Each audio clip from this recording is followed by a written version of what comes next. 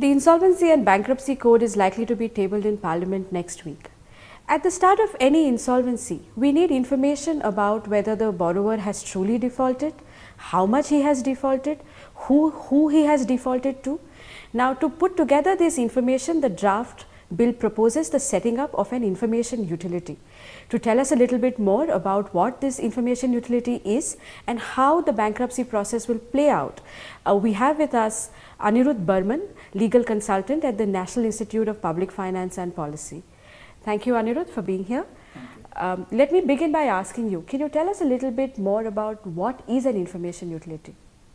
An information utility is a simple data storage entity.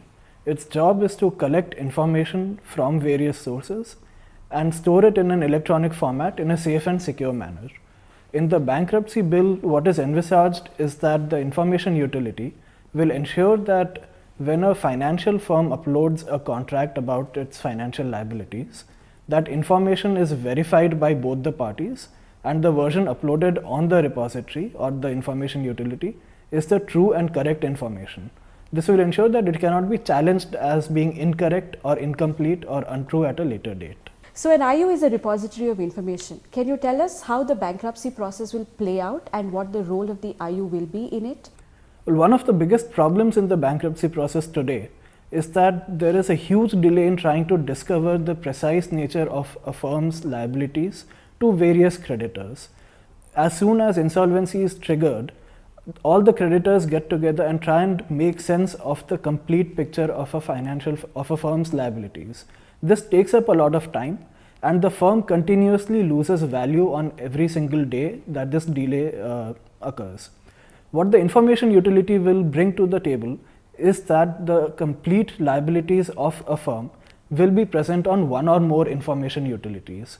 Therefore, on the day the bankruptcy is triggered, the creditors will have complete access to all the information about what the firm's liabilities are, and therefore decision making about how to restructure the firm, what liabilities to pay off or to restructure will happen that much quicker. So does this imply that the IU will have a monopoly on information? Well, what is being envisaged in the bill is really a competitive market for information utilities, which is to say there won't be just one information utility. Even in the securities market, we have two depositories, NSDL and CDSL, which perform the service of ensuring that the securities are kept in a safe manner. Similarly, we have multiple repositories in the insurance sector and multiple credit information companies in the banking sector. So here also we will have multiple information utilities who will compete with each other to provide services of providing safe and secure storage. But having said that, as a system of collecting information, the information utility should or is expected to become the unique or the most sought after place to store financial information about a firm's liabilities. During the short term, this might take some time and there will be some information which is not on the information utility. But over the medium to long term, all creditors will realize that it is in their interest to upload such information onto an information utility as soon as possible. It seems that the IU is really central to this bankruptcy process. So how does the draft bill look at the governance of an IU? Are these provisions well drafted in the law? Well, the bill does not adequately flesh out some of the provisions or important provisions required to regulate IUs. For example, it does not talk about the objectives of the regulator which it will use to regulate IUs. For example, it does not talk about the aspect of competition within IUs as important to this bankruptcy process. Secondly, it does not have adequate governance provisions in the bill. For example, it does not talk about what kind of conflicts of interest are likely to arise and how they are likely to be mitigated. Secondly, it does not talk about what kind of other safety mechanisms are necessary to ensure that IUs function in a safe and credible manner.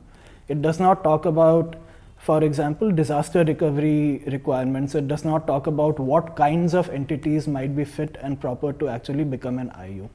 Very importantly, the bill does not address or explicitly talk about any offenses or penalties for IUs who do not comply with the law. This is going to be a significant problem when IUs actually do not comply with the letter of the law and the regulator does not have powers to deal with them adequately.